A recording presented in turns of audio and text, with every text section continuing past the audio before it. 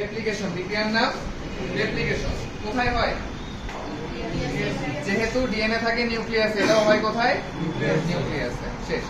DNA থেকে mRNA, এটা কোথায় হয়? এটাও হয় নিউক্লিয়াসে। এই বিক্রিয়ার নাম কি? ট্রান্সক্রিপশন। কি নাম? ট্রান্সক্রিপশন। এরপরে হচ্ছে এমআরএনএ থেকে প্রোটিন, এটার নাম কি? ট্রান্সলেশন। এটা কোথায় হয়? এটা হয় হচ্ছে ঠিক আছে সাইটোপ্লাজমের মধ্যে। মানে যদি বড় করে প্রশ্ন করে যে সাইটোপ্লাজম না নিউক্লিয়াস, সেক্ষেত্রে উত্তর সাইটোপ্লাজম। আরো যদি স্পেসিফিক ভাবে বলতে হয় যে সাইটোপ্লাজমের কোন জায়গায়, তখন উত্তর রাইবোজোম। তাহলে এরপরে আসেন এমআরএনএ থেকে ডিএনএ। অনেক সময় কি হয়, এই ট্রান্সক্রিপশন বিক্রিয়াটা উল্টে যায়, এমআরএনএ থেকে ডিএনএ হয়। এটাকে কি বলে? Reverse transcription.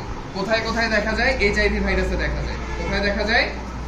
এইচআইভি ভাইরাসে দেখা যায়। এই কারণে এইচআইভি কে বলে হচ্ছে রেট্রো ভাইরাস। কি ভাইরাস? Retro virus. ঠিক আছে, এই চারটা হচ্ছে মূল বিক্রিয়া। এই চারটা মূল বিক্রিয়া। তবে কখনো কখনো আপনাদেরকে কনফিউজ করার জন্য এইভাবে প্রশ্নটা দেয় যে ডিএনএ থেকে প্রোটিন তৈরি হয়েছে, এই বিক্রিয়াটাকে কি বলে? তাহলে সহজ কথা চিন্তা করবেন, আপনার প্রথমটা দেখার দরকার নাই। আমরা যখন কেমিস্ট্রিতে বিক্রিয়া করি, আমরা মেইনলি কোনটা টার্গেট করি? শেষে কি তৈরি হচ্ছে। তাহলে একই ভাবে চিন্তা করেন, শেষে কি তৈরি হচ্ছে? কি তৈরি হচ্ছে? প্রোটিন। তাহলে এই বিক্রিয়াটা কি বিক্রিয়া? ট্রান্সলেশন। তাহলে এই পাঁচটা বিক্রিয়া আপনাদের পরীক্ষার জন্য অনেক অনেক অনেক